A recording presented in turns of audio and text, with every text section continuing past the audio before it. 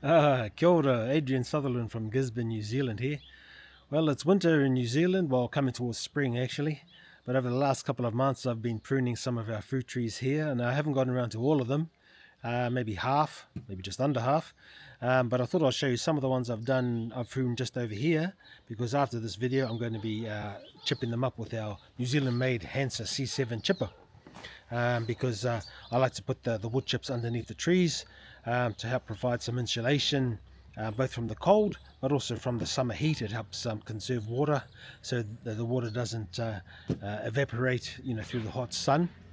And also the wood chips, they help to provide a microenvironment for the worms, bugs and microbes that live underneath the trees. So as they go about their normal lives, excreting and dying and all that kind of thing, they provide nutrients for the trees to utilize. So anyway, let's take a look at some of the trees that I have done over here, so that I can get to some chipping. Let's turn this camera around.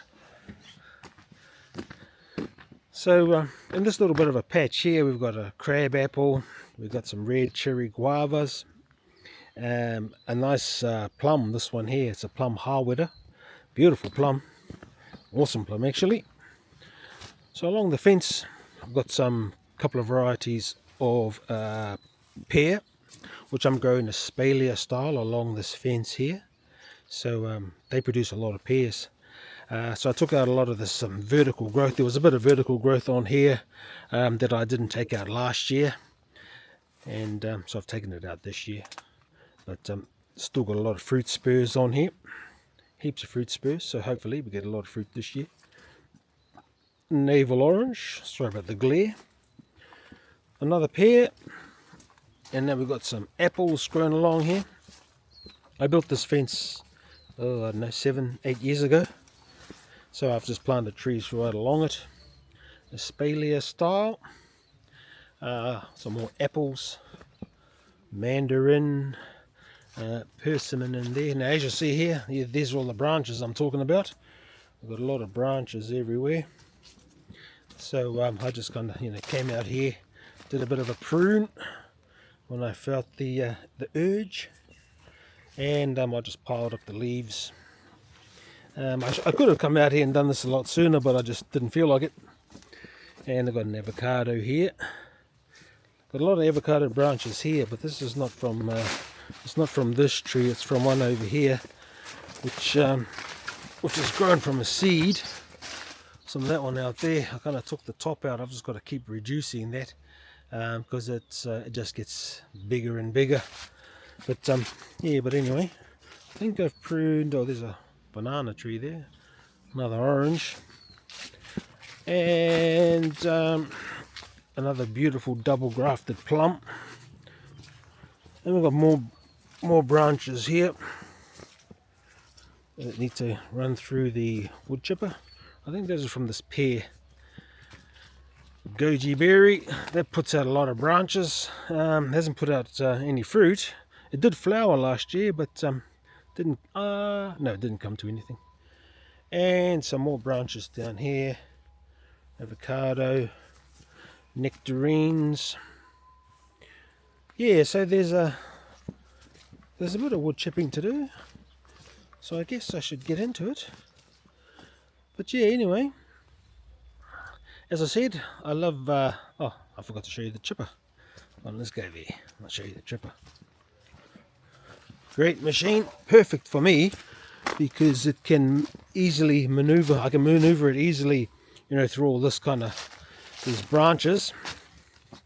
So it's easier to move around. So it's a wicked little machine. Hansa C7, powered by a Honda motor.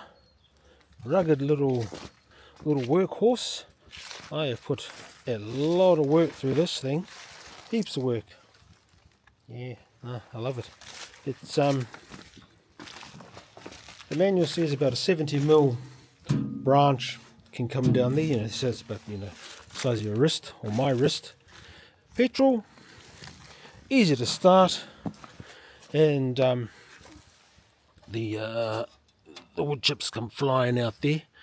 So once I start it, I'm just going to be sending some wood chips directly underneath the avocado tree there. So yeah, that'll be me. So but like I said, I like to use wood chips, and especially from home here, and lay them out underneath the trees, just to help provide some extra goodness to the trees, so that as it breaks down, as it decomposes, it just adds to the topsoil, and it's really, it just soft. Oh, I don't know if I can show you this here. Oh, let me turn that around. Yeah, so down here, the soil. Oh, can you see my hand? Where's my hand? I've lost my hand. Where is it? There it is there. But anyway, yeah, so as you see here, this is really soft.